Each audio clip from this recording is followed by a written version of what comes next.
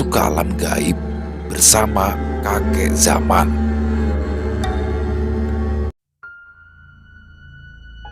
Ega adalah seorang pemuda berusia 30 tahunan yang lahir dan besar di daerah Bogor, Jawa Barat.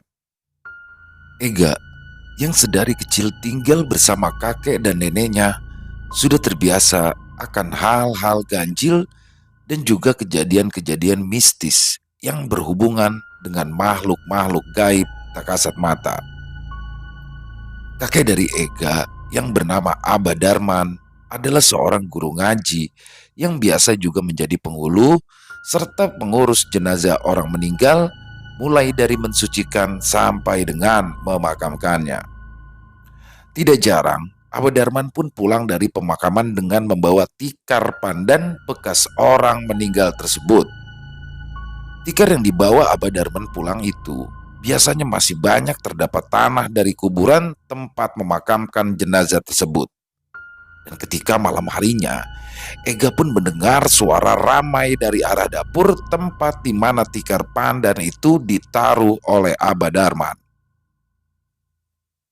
Di malam selepas Isya, Ega yang kala itu baru berusia 6 tahun dikagetkan dengan suara gelas dan piring yang saling beradu dari arah dapur rumah kakeknya tersebut.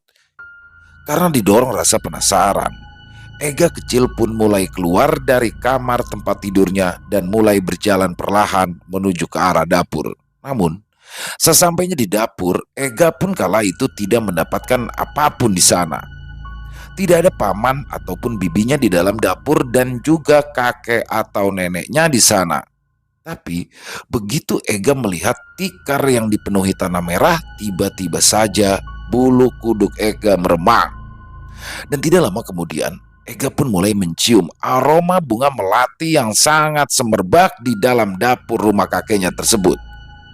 Aba Darman yang mengetahui jika Ega sedang berada di dapur seorang diri pun lalu mulai menyusul Ega dan langsung memeluk Ega dari arah belakang sambil menutup kedua mata Ega. Ega pun terkejut. Aba Darman pun mulai menanyakan apa yang sedang dilakukan Ega di dapur malam itu. Tadi Ega mendengar suara piring dan gelas saling beradu, kek. Jadi Ega pikir itu kakek atau nenek, ujar Ega dengan polosnya. Tidak ada apa-apa di sini. Sekarang kembalilah ke kamarmu. Nenekmu sudah menunggu di sana, balas Aba Darman sambil melepaskan tangannya yang menutupi kedua mata Ega tersebut. Tapi betapa terkejutnya Ega ketika ia menoleh ke arah pintu belakang rumahnya. Kala itu Ega melihat sosok makhluk terbungkus kain putih yang penuh dengan noda tanah. Karena merasa takut, Ega pun di sini kembali memejamkan matanya lalu memalingkan wajahnya ke arah belakang, dan setelah itu Ega berlari ke arah kamar secepat kilat. Karena Aba Darman tidak mengetahui jika Ega telah melihat sosok makhluk gaib yang berwujud pocong itu, Aba Darman pun hanya diam saja. Hingga akhirnya Aba Darman pun baru menyadari jika ada sosok makhluk gaib yang sedang mengganggu keluarganya saat melihat tubuh Ega bergetar ketakutan dan bermandikan keringat.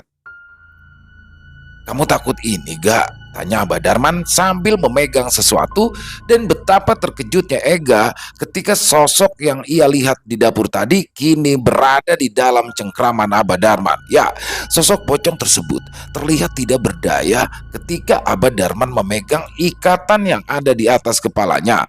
Tapi saat itu Ega sudah terlanjur ketakutan dan justru menangis sejadi-jadinya lalu membangunkan sang nenek dari tidurnya. Abah mah kalau bercanda yang bener dong, bah. Ini anak kalau jadi gelo gimana? Ujar sang nenek yang kesal dengan apa yang telah dilakukan suaminya tersebut. Di malam itu adalah malam di mana untuk pertama kalinya Ega kecil dapat melihat sosok makhluk gaib dengan mata kepalanya sendiri.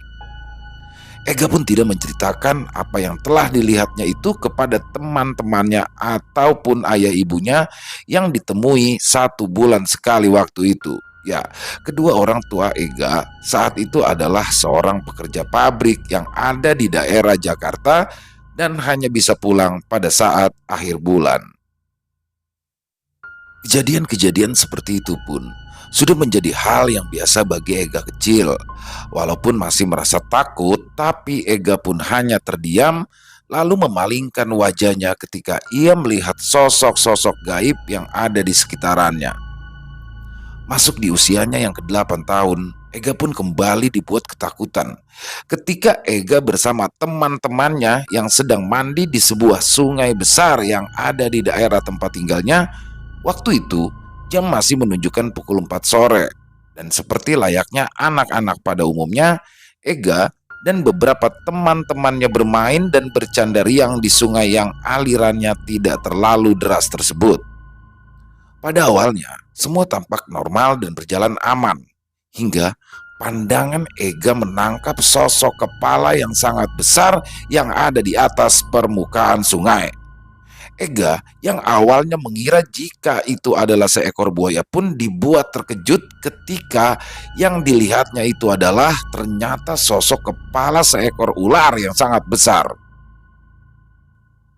Bola mata dari ular tersebut terus saja mengamati Ega dan teman-temannya yang sedang berenang di sungai tersebut. Hingga akhirnya, kepala ular yang sangat besar itu pun mulai menghampiri salah satu teman Ega. Disitulah, Ega mulai panik dan berteriak kepada teman-temannya untuk segera naik ke tepian sungai karena ada ular yang sangat besar. Setelah kejadian di sungai tersebut, Ega pun mulai pulang bersama teman-temannya dan sesampainya Ega di rumah kakeknya, tubuh Ega tiba-tiba saja mengalami demam tinggi dengan wajahnya yang mulai terlihat pucat. Beruntungnya, nenek Ega yang bernama Nini Asih memiliki kemampuan seperti suaminya yaitu Aba Darman. Dan setelah dibuatkan segelas air doa oleh Nini Asih, demam yang diderita Ega pun perlahan mereda dan menghilang. "Tadi sewaktu kamu di sungai, kamu terlihat apa, Gak?" tanya Nini Asih kepada cucunya yang kondisinya terlihat mulai membaik. Ega, Ega melihat kepala ular yang sangat besar, Mak. Dan kepala ular itu tadi hendak menghampiri Udin. Jadi Ega langsung teriak. Hingga teman-teman Ega segera berenang ke pinggiran sungai. Jawab Ega yang menceritakan tentang apa yang telah ditemuinya di sungai tadi sore. Nini Asi pun meminta Ega untuk lebih berhati-hati jika sedang bermain di sungai dan tidak lupa juga Nini Asi meminta kepada Ega jika nantinya melihat makhluk yang seperti itu lagi, Ega pun diminta untuk mengatakan bahwa dia melihat sosok tersebut dengan suara yang lantang. Beberapa bulan kemudian, setelah meninggal dunianya Aba Darman, Ega pun kembali mendapatkan kejadian mistis yang membuatnya sangat ketakutan waktu itu. Sekitar pukul 9 malam, Ega yang baru saja pulang mengaji mendapati rumahnya sangatlah sepi. Sesampainya Ega di depan rumah Nini Asih, Ega pun mengucap salam dan mengetuk pintu beberapa kali. Namun, setelah menunggu dan mengulangi salam beberapa kali, Ega tidak kunjung mendapati pintu rumah neneknya terbuka. Karena sudah lelah menunggu, Ega pun memutuskan untuk melipir ke samping rumah Nini Asih dan mulai mengetuk pintu jendela yang ada di dalam kamar bibinya. Karena tak kunjung mendengar jawaban dari sang bibi, Ega pun lalu mencari kayu kecil untuk menyingkap hordeng yang ada di balik jendela kayu tersebut.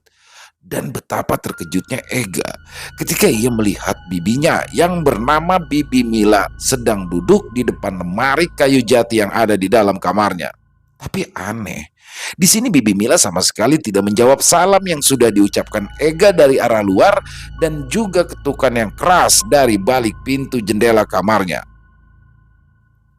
Di sisi lain, Nini Asi dan Bibi Mila yang merasa khawatir karena Ega belum juga pulang mulai mencari keberadaan Ega dan malam itu terjadilah dua kejadian yang saling berlawanan.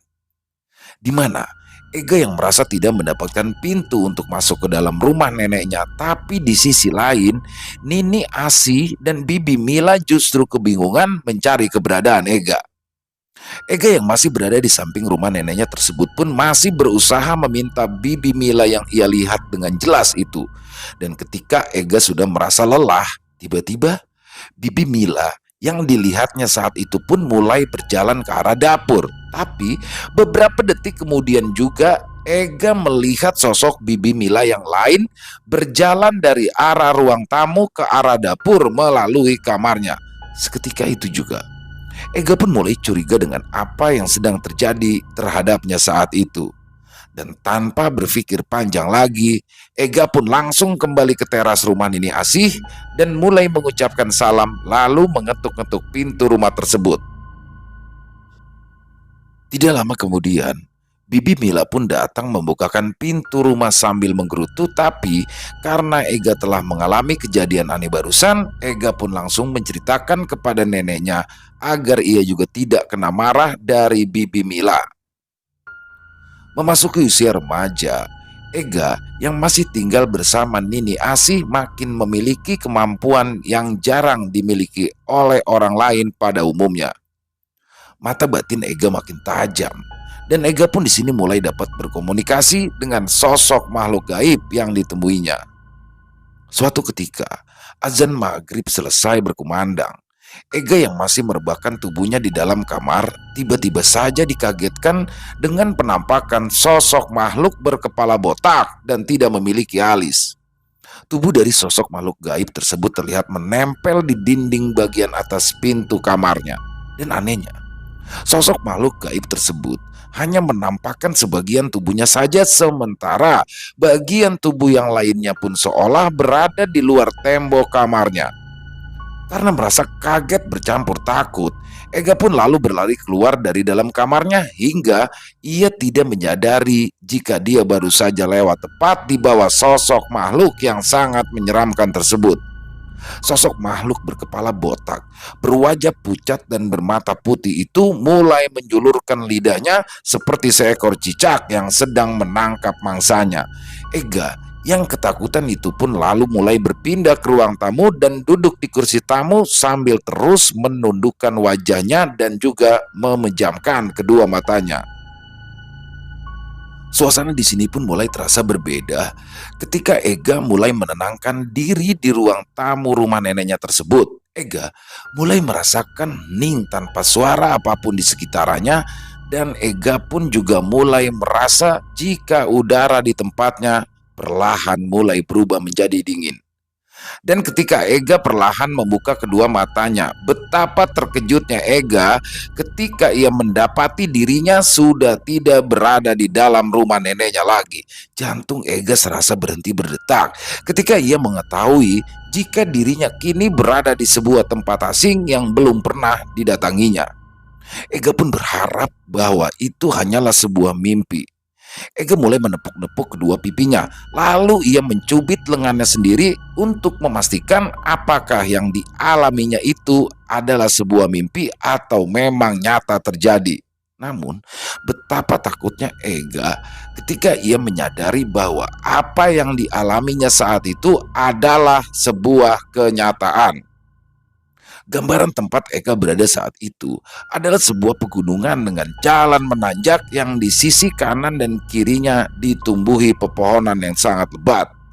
Ega yang mulai menitikan air matanya pun dibuat bingung dengan keberadaannya saat itu dan apa yang harus dilakukannya untuk dapat segera kembali pulang. Di saat-saat dalam kebingungannya itulah Abah Darman tiba-tiba muncul lalu meminta Ega untuk duduk terlebih dahulu supaya hati dan pikirannya tenang. Sudah, hapus air matamu. Menangis itu tidak akan mengembalikanmu pulang menemui nenekmu saat ini. Yang harus kau lakukan sekarang adalah mencari jalan untuk bisa kembali pulang, Ega, ujar Abah Darman sambil menepuk-nepuk pundak Ega. Ayo, mari. Abah antar kamu sampai ke atas sana. Nanti Abah tunjukkan jalan mana yang harus kamu lewati. Sekarang kuatkan hatimu. Kau juga sebenarnya adalah penerusku, Gak. Jadi memang engkau ini sudah ditakdirkan untuk mengalami hal-hal di luar nalar manusia imbu Abah Darman sambil membantu cucu pertamanya itu berdiri. Sambil berjalan, Abah Darman pun mulai menjelaskan apa yang harus dilakukannya ketika Ega harus mulai berjalan sendirian nanti. Dan betapa terkejutnya Ega ketika ia mendengar apa yang baru saja disampaikan oleh sang kakek tersebut. Memang kau harus melakukan ini sendirian, Gak? Karena Abah tidak dapat kembali lagi ke alammu, ujar Abah Darman yang segera menyadarkan Ega. Abah ini kan sudah tidak hidup di dunia lagi, Gak. Jadi Abah juga tidak dapat masuk ke alam dunia lagi, imbu Abah Darman menjelaskan kembali. Iya, Bah. Ega mengerti, jawab Ega sambil menundukkan wajahnya. Semua makhluk gaib itu dengan wujudnya masing-masing. Dan yang nanti engkau temui itu, ia mau jika engkau takut hingga tidak dapat kembali lagi ke tubuhmu. Jadi, yang harus kau kalahkan adalah rasa takutmu, bukan makhluk-makhluk itu, Gak? Ucap Abah Darman menjelaskan lagi. Karena tujuan jin-jin kafir adalah menyesatkan manusia dengan tipu daya yang mereka gunakan sebagai senjata utamanya. Baik menurutmu, belum tentu baik menurut Allah. Buruk menurutmu, tapi di mata Allah adalah sebuah kebaikan. Disitulah setan-setan mulai memainkan peran. Mereka membuat yang buruk bagi manusia seolah-olah adalah sebuah kebaikan, dan yang baik akan dibuat seperti sebuah keburukan. Imbu Abah Darman yang mulai menguatkan hati Ega. Dalam perjalanan menanjak di jalan setapak itulah Abah Darman memberitahu cara menguasai rasa takut dan merubah ketakutan menjadi sebuah keberanian yang akan mengusir sosok-sosok makhluk gaib yang akan mengganggunya. Jika engkau pikir makhluk-makhluk gaib itu tidak memiliki ketakutan kepada manusia, dia juga sama seperti kita, Gak. Bahkan mereka dapat terluka ketika berhadapan dengan manusia secara langsung. Jadi, mereka juga separuh hati berani menunjukkan eksistensinya, dan separuh hati juga merasa takut akan mendapat ancaman ketika mewujudkan dirinya di hadapan manusia, ujar Abah Darman yang kini semakin membuat Ega merasa memiliki keberanian. Yang harus kau ingat adalah kasta dari makhluk-makhluk gaib tersebut.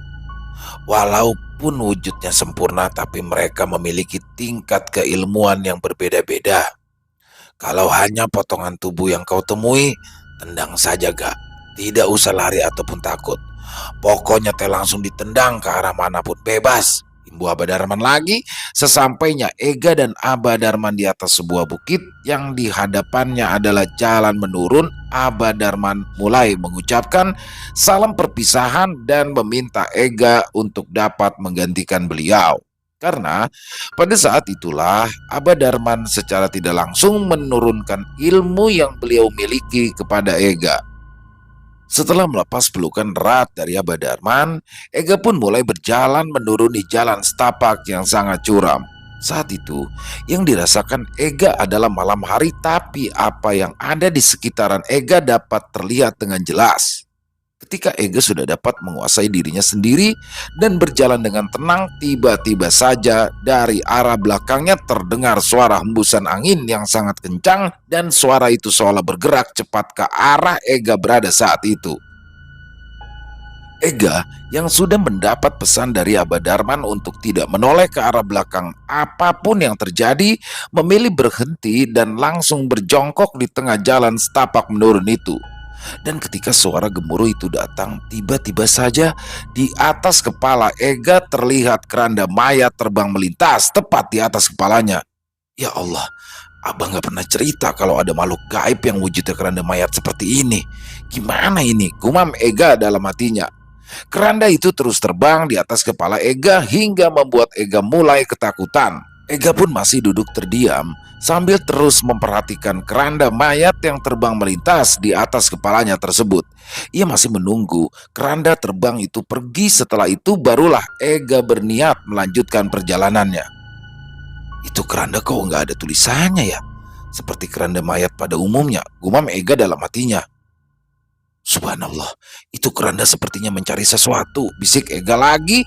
Ega mengucap kalimat tauhid sambil terus memperhatikan keranda mayat terbang yang memang tidak terdapat tulisan pada kain hijau yang menutupinya tersebut. Tidak lama Ega mengucap kalimat tauhid, tiba-tiba saja keranda mayat yang terus-menerus terbang di atas kepalanya kini mulai menjauh pergi. Gemuruh angin yang terdengar terus menderu sedari keranda mayat terbang itu datang, perlahan pun mulai menghilang dan Ega pun mulai berdiri untuk melanjutkan perjalanannya kembali. Baru beberapa langkah Ega berjalan, keadaan di sekitaran Ega pun terlihat berubah. Yang semula adalah jalan setapak yang di pinggiran kanan dan kirinya terdapat pohon besar, tiba-tiba saja berubah menjadi tanah lapang yang tidak ditumbuhi apapun di sana. Namun, tetap jalan setapak yang dilalui Ega masih terlihat hingga ke arah depan. Belum hilang rasa keterkejutannya, tiba-tiba saja Ega dikejutkan kembali dengan hawa panas yang mulai datang mendekat. Karena Ega yang tidak ingin menoleh ke arah belakang, maka Ega pun memutuskan untuk kembali berhenti dan kembali berjongkok di atas tanah lapang yang sangat tandus tersebut. Tidak lama kemudian, sebuah cahaya yang terbang melayang di atas ketinggian mulai mendekat ke arah Ega. Ega pun sadar jika yang datang tersebut adalah sosok makhluk gaib yang sangat berbahaya karena dari energi besar yang dikeluarkan sosok makhluk gaib tersebut, Ega bisa merasakan kengerian yang sungguh luar biasa. Makhluk apa lagi itu ya Allah? Bisik Ega dalam hatinya sambil terus menundukkan kepalanya. Kenapa yang Abah ceritakan tidak ada yang muncul di sini? Dan kenapa yang datang malah makhluk-makhluk yang belum pernah aku ketahui sebelumnya? Gumam Ega kepada dirinya sendiri. Dan tidak lama setelah itu, cahaya yang datang dari kejauhan itu pun mulai membentuk bola api yang perlahan-lahan mendekat ke arah Ega. Dan karena tidak memiliki apa-apa untuk mempertahankan diri, akhirnya Ega pun menggenggam tanah merah yang ada di hadapannya sambil terus membacakan ayat-ayat suci Al-Quran. Ketika bola api itu terbang semakin rendah dari arah depan Ega, Ega pun langsung melemparkan tanah yang digenggamnya sambil mengucapkan kalimat takbir dengan lantang. Dan betapa terkejutnya Ega ketika sosok makhluk gaib yang berwujud bola api itu tiba-tiba saja meledak di atas kepalanya. Ega pun kembali menundukkan kepalanya untuk menghindari serpian bunga api yang berhamburan tak tentu arah. Setelah sosok makhluk gaib yang berwujud bola api itu hancur, Ega pun kembali melanjutkan langkahnya sambil terus berlari-lari kecil. Dia berpikir bahwa jalan yang dilaluinya kini adalah jalan terbuka, maka Ega pun mulai berlari agak lebih kencang dari sebelumnya. Namun, semakin lama Ega berlari, dia seperti tidak beranjak dari tempatnya berada. Ega pun mulai merasakan keanehan dan mulai merasa kelelahan tentunya. Hingga akhirnya Ega pun memilih untuk berhenti dan melihat ke sekeliling tempatnya berada yang masih sama seperti sebelumnya. Astagfirullahalazim, perasaan udah lari jauh, tapi kok saya masih ada di tempat ini, gumam Ega dalam hatinya. Seketika itu juga Ega pun kembali teringat pesan dari Abah Darman yang mengatakan untuk tidak mengejar sesuatu karena nafsu. Itu sama halnya kita tidak pernah bergerak sedikit pun ketika kita bernafsu untuk mencapai sesuatu. Ega pun terus beristighfar dan memohon ampunan kepada Allah karena dia sangat ingin keluar dari tempatnya kini ia berada. Keinginan yang diinginkannya itulah yang membuatnya tidak bisa bergerak kemanapun karena pada hakikatnya apa yang dialami Ega adalah sebuah perjalanan gaib, bukan sebuah pelarian. Ketika Ega mulai menyadari kesalahannya tersebut, barulah Ega kembali melanjutkan langkahnya setapak demi setapak hingga semuanya pun kembali normal. Dan ketika tidak jauh dari tempatnya berada, Ega seperti melihat rumah Nini Asi dan rumah-rumah para tetangganya. Tapi ketika Ega makin mendekat ke arah rumah Nini Asi, tiba-tiba saja muncul sosok makhluk yang tadi sempat dilihat Ega di dinding atas pintu kamarnya. Sosok tersebut kini terlihat sempurna dan terlihat mulai menghadang langkah Ega. Sosok makhluk gaib berkepala botak, berwajah pucat dan memiliki gigi panjang ke bawah itu mulai menyeringai, memperlihatkan barisan gigi tajamnya. Ah, sial, makhluk itu lagi. Gerutu Ega yang mulai merasa kesal dengan sosok makhluk yang kala itu menghadanginya. Ega yang merasa setengah takut melihat sosok penampakan tersebut mulai kembali berjalan seolah ia tidak melihat sosok makhluk gaib yang kala itu menghadangnya. Tapi langkah Ega pun kembali terhenti ketika jarak Ega dengan sosok tersebut tinggal beberapa langkah lagi. Dasar manusia bodoh, manusia penakut, ujar sosok makhluk gaib tersebut yang sontak membuat Ega murka.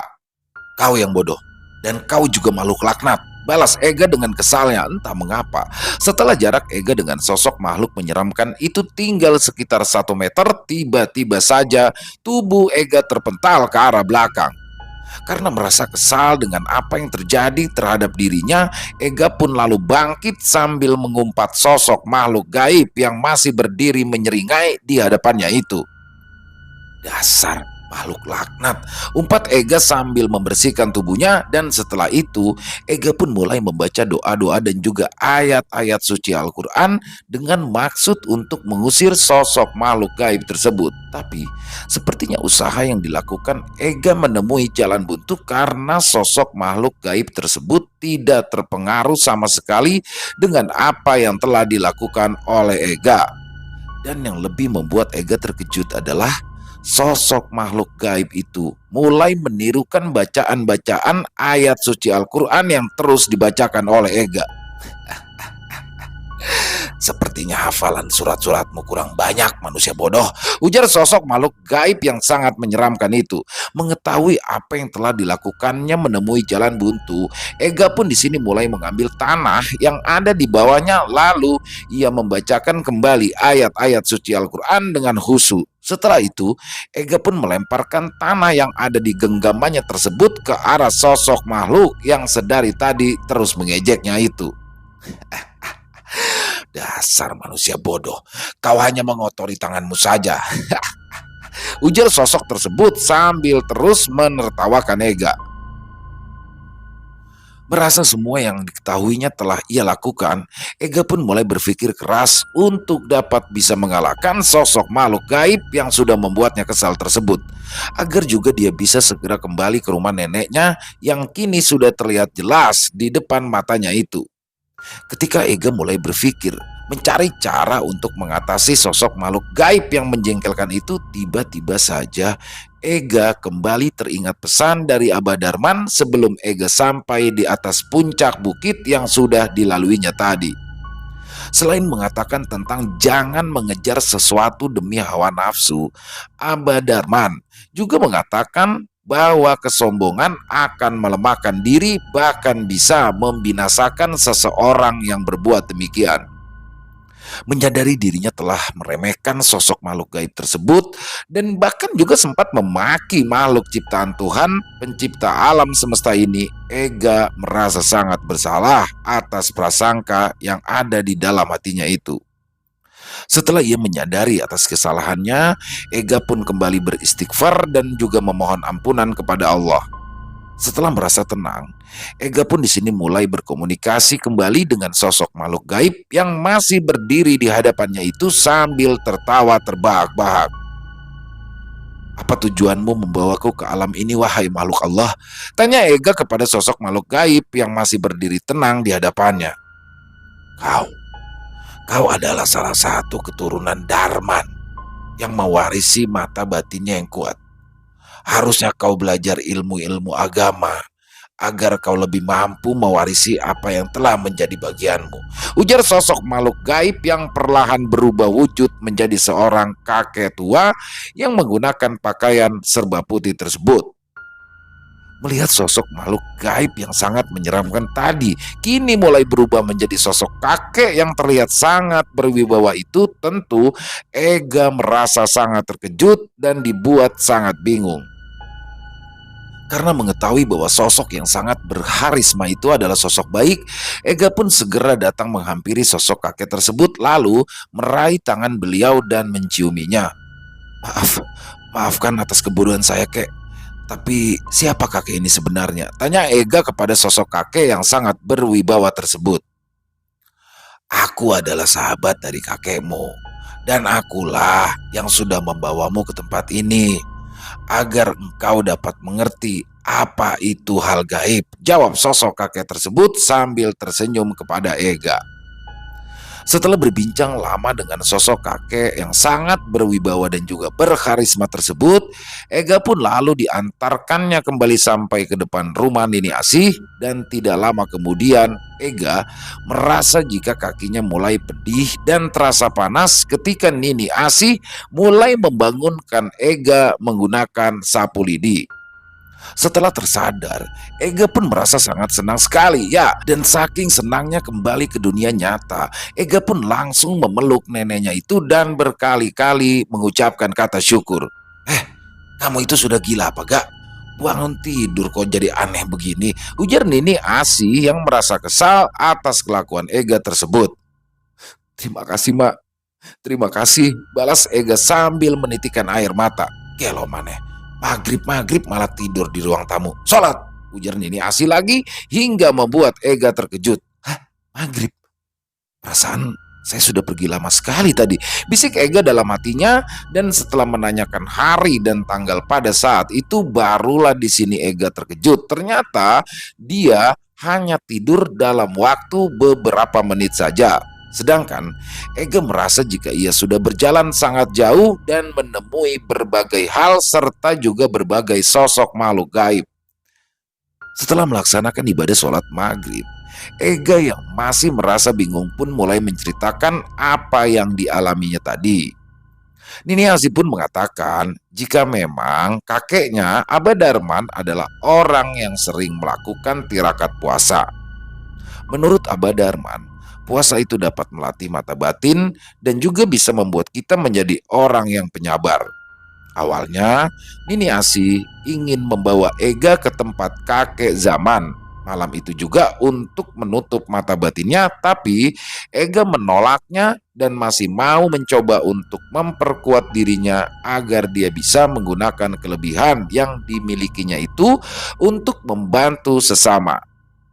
Hingga akhirnya Ega yang hanya berencana tanpa melakukan aksi untuk menjalankan tirakat puasa pun menyerah karena dia mengalami sakit beberapa hari setelah bertemu dengan sosok makhluk gaib yang sangat menyeramkan. Di malam itu, Ega yang terbangun dari tidurnya karena mendengar suara bising di ruang tamu segera memeriksa keadaan tanpa merasakan sesuatu. Karena tidak melihat apa-apa yang menyebabkan suara bising tersebut, Ega pun lalu pergi ke arah dapur dan langsung menuju ke kamar mandi. Setelah menuntaskan hajatnya, Ega pun kembali ke ruang depan dan langsung masuk ke kamarnya. Tapi pada saat itu Ega melihat sekelebat bayangan dari kamarnya ke arah ruang tamu. Karena merasa curiga, Ega pun langsung mengejar sekelebatan bayangan yang tadi ia lihat. Dan benar saja, di ruang tamu rumahnya Ega melihat sosok berdiri di sudut ruangan dengan wajah tertunduk. Ega yang tidak merasakan takut sedikit pun perlahan mulai mendekati sosok makhluk tersebut dan mulai menanyakan siapa dia dan apa tujuannya masuk ke dalam rumah neneknya itu. Tapi ketika sosok makhluk tersebut mulai menegakkan kepalanya, barulah di sini Ega merasakan bulu kuduknya meremang dan jantungnya mulai berdegup kencang. Betapa terkejutnya Ega kala melihat sosok makhluk gaib yang memiliki mata merah menyala serta dua taring yang sangat panjang tersebut. Sosok makhluk gaib itu terlihat sangat menyeramkan, mulai mendekat ke arah Ega hingga jarak antara Ega dengan sosok makhluk gaib tersebut tersisa tinggal satu langkah.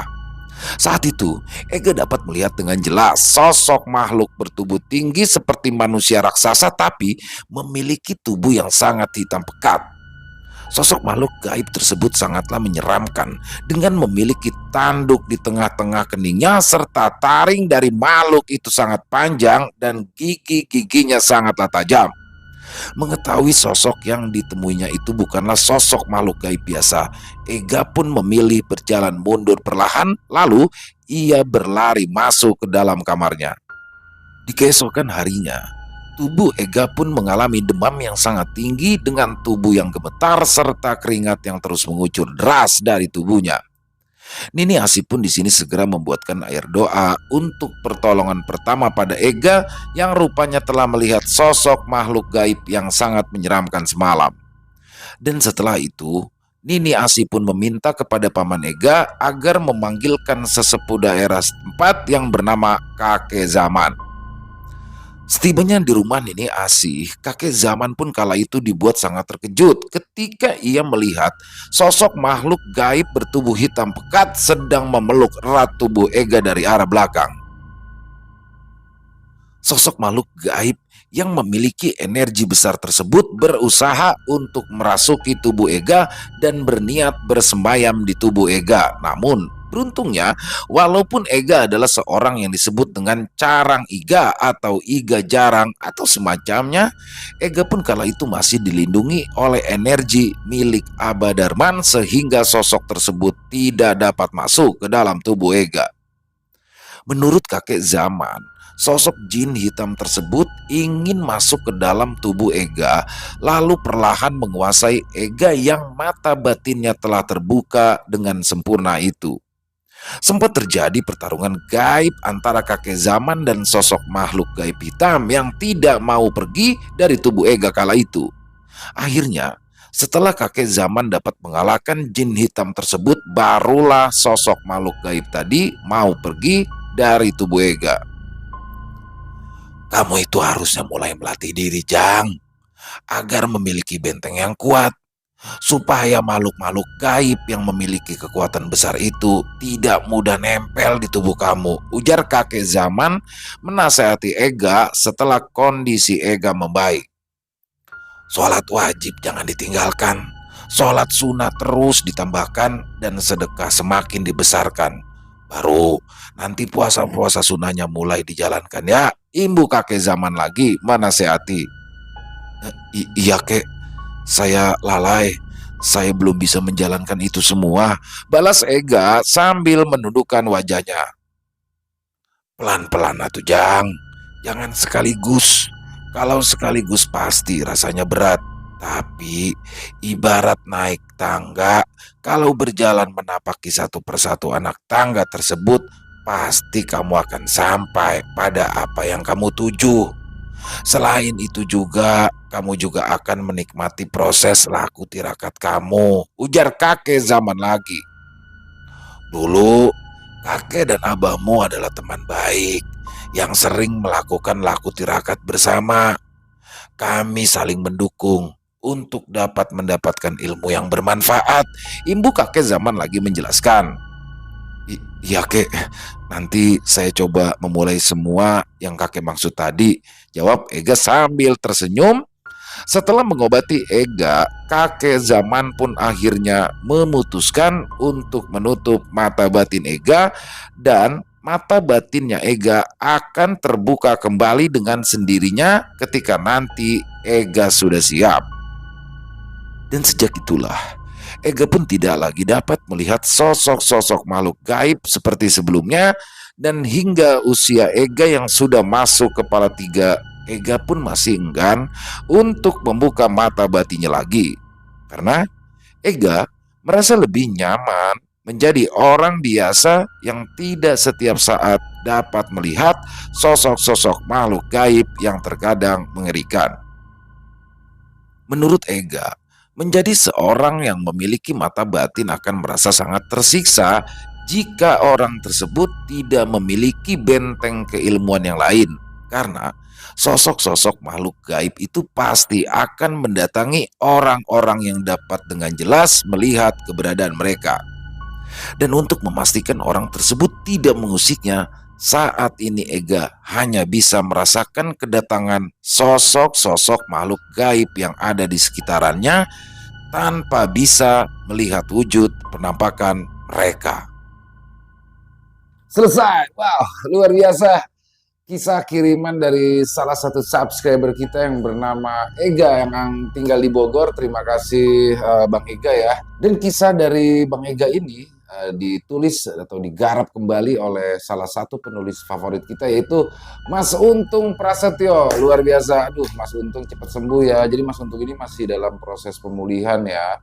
Dan di tengah-tengah proses pemulihannya ini nih, Mas Untung masih tetap menulis ya. Luar biasa sekali semangatnya Mas Untung. Ayo teman-teman kita doakan semoga Mas Untung lekas pulih sepenuhnya agar bisa menghadirkan kembali karya-karya terbaiknya. Dan teman-teman udah banyak yang kangen nih sama Ardipian ya, luar biasa. Dan kisah tadi banyak sekali ya, syarat sekali dengan hikmah, dan saya suka tuh, saya suka ketika di salah satu part ya, di salah satu momen ketika Ega sedang berada di alam gaib, yang mana ada sosok yang terlihat menyeramkan, yang mana sosok tersebut terlihat menggemaskan ya, bahkan sampai membuat kesal. Ternyata sosok itu adalah sosok dari kakek zaman, yang mana kakek zaman akhirnya di situ memberikan nasihat-nasihat. Dan di situ poinnya memang itu jangan langsung menghujat, jangan langsung menghujat makhluk ciptaan Tuhan yang terlihat buruk, dan kita langsung menghakimi di situ, langsung menjudge makhluk laknat, makhluk yang dilaknat oleh Allah gitu. Jadi tidak bisa di situ. Karena ya pasti jangan menilai buku dari hanya sampulnya saja. Jadi itu sih poin pentingnya ya, yang menurut saya sih hikmah yang paling dapat di situ. Dan tentang keputusan dari Bang Ega sendiri yang menutup mata batinnya sampai nanti dia siap lagi. Memang di sini begini sih teman-teman ya, banyak juga dari teman-teman saya di sekitaran ya yang dia hanya nanggung gitu loh. Jadi dia bisa melihat tanpa bisa berbuat apa-apa. Ya maksudnya kalau memang mau masuk sekalian, kalau memang enggak. Jadi jangan berada di tengah-tengah, justru hal seperti inilah yang akan membuat tersiksa kalau menurut saya pribadi sih ya. Jadi kembali lagi seperti dari kisah kemarin, sama ya, jadikanlah apapun itu, apapun yang sudah diberikan, baik itu kelebihan atau disebut orang apakah itu. Jadi intinya sih apa yang sudah kita miliki yang pasti itu adalah karunia dari Tuhan, harus kita pergunakan dengan baik, dan apalagi bisa digunakan untuk menolong sesama, itu lebih baik lagi sih. Tapi terkait keputusan dari Bang Ega sendiri ya, setiap orang punya pilihan masing-masing. Sekali lagi Bang Ega terima kasih atas kiriman kisahnya yang luar biasa, dan Mas Untung terima kasih. Dan semoga kisah tadi bisa menghibur para pecinta penikmat horor, khususnya para subscriber dari channel Ilo Bercerita. Dan memang kami terus memvariasikan ya, setelah kemarin 1 jam kisah dari Walensky, sekarang dari Bang Untung. Jadi memang setiap penulis itu punya ciri masing-masing, punya keunikan tersendiri, dan saya tidak pernah mengkotak-kotakan di situ. Tapi yang pasti horor sendiri punya genre masing-masing, dan selalu kita membawakan semuanya dari berbagai macam genre, yang pasti tujuannya adalah untuk menghibur para teman-teman masing-masing. Dan silakan buat yang punya komentar lain bisa ditulis di kolom komentar, ataupun hanya sekedar saling menyapa. Insya Allah kami akan menjawabnya satu persatu. Dan terima kasih kepada seluruh teman-teman di rumah yang selalu hadir di setiap harinya, yang selalu mendukung kami. Kami ucapkan banyak terima kasih. Dan karena kehadiran dari teman-teman lah kami selalu bersemangat dalam berkarya di setiap harinya. Dan buat yang suka dengan videonya, yuk bisa diklik tombol like-nya, tombol jempolnya. Boleh juga dong di-share ke teman-teman yang lain ataupun saudaranya agar yang lain bisa ikut terhibur.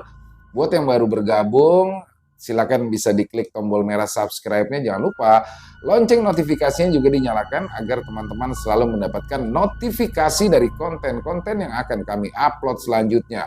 Dan untuk channel Ilo Bercerita ini kami upload di setiap harinya ya, di pukul 9 malam untuk channel Ilo Bercerita, di pukul 9 malam waktu Indonesia bagian Barat. Dan mungkin buat teman-teman mungkin yang ingin seperti Bang Ega ya, yang kisahnya bisa kita bawakan di channel, silakan bisa dikirimkan ke kami, baik itu kisah pribadi, pengalaman pribadi itu bisa dari diri kita, bisa pengalaman teman atau saudara kita ya, bebas. Dan buat teman-teman silakan bisa dikirimkan ke nomor telepon kami di bawah sini.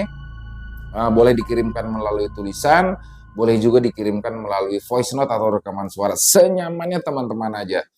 Dan di akhir kata, saya Ilo mengucapkan permohonan maaf apabila mungkin dalam pembawaan kisahnya barusan ada kesalahan saya dalam berkata-kata, ataupun ada kata-kata saya yang kurang berkenan di hati teman-teman. Saya mohon dibukakan pintu maaf yang seluas-luasnya, karena saya hanyalah manusia biasa, tempatnya salah dan dosa. Dan Sampai berjumpa lagi di konten-konten kami selanjutnya yang pasti tidak kalah serunya, yang pasti tidak kalah horornya, masih bersama saya Ilo di channel Ilo Bercerita.